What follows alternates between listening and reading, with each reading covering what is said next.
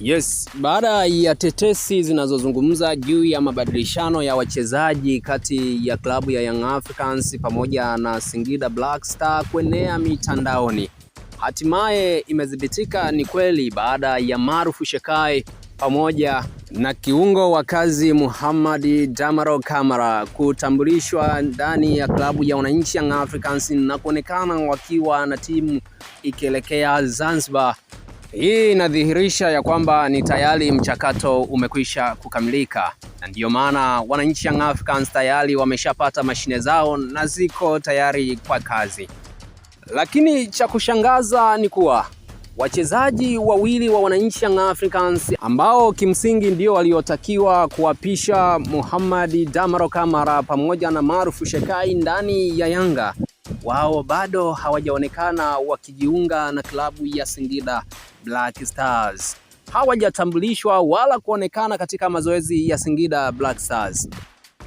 Habari za ndani zinaeleza ya kwamba upo mgomo mkubwa kwa wachezaji hao ambao wanaonekana kutokubaliana na swala la wao kupelekwa kwa mkopo katika klabu ya Singida Black Stars, huku kiungo wa kazi Musa Bala Conte akitajwa kwamba yuko tayari sasa kuvunja mkataba, akiomba wananchi Young Africans wamvunjie mkataba wake aondoke mitaa ya Jangwani, lakini si kupelekwa kwa mkopo, kwani swala la kwenda kucheza kwa mkopo mahali fulani linashusha hadhi ya mchezaji na kuonekana ni mchezaji tu wa kawaida. Musa Bala Conte anaonekana kutokubaliana na kitendo hicho, na ndio maana ameweka mkazo pia juu ya yeye kujiunga na klabu hiyo. Lakini pia hata Mohamed Dumbia naye haonekani kupendezwa na dili hilo la kwenda kwa mkopo katika klabu ya Singida Black Stars.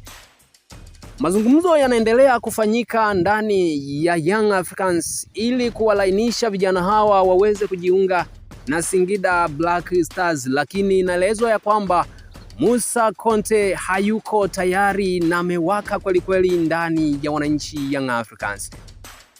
Ni nini maoni yako juu ya hiki kinachoendelea? Tuandikie hapa chini kwenye comments, lakini pia usisahau kulike, kushare pamoja na kusubscribe channel hii ili uwe miongoni mwa watu wa kwanza kabisa kupata taarifa zetu pindi tunapoziweka tu mahali hapa. Asante na endelea kuifuatilia channel yetu hii ya Sportiva.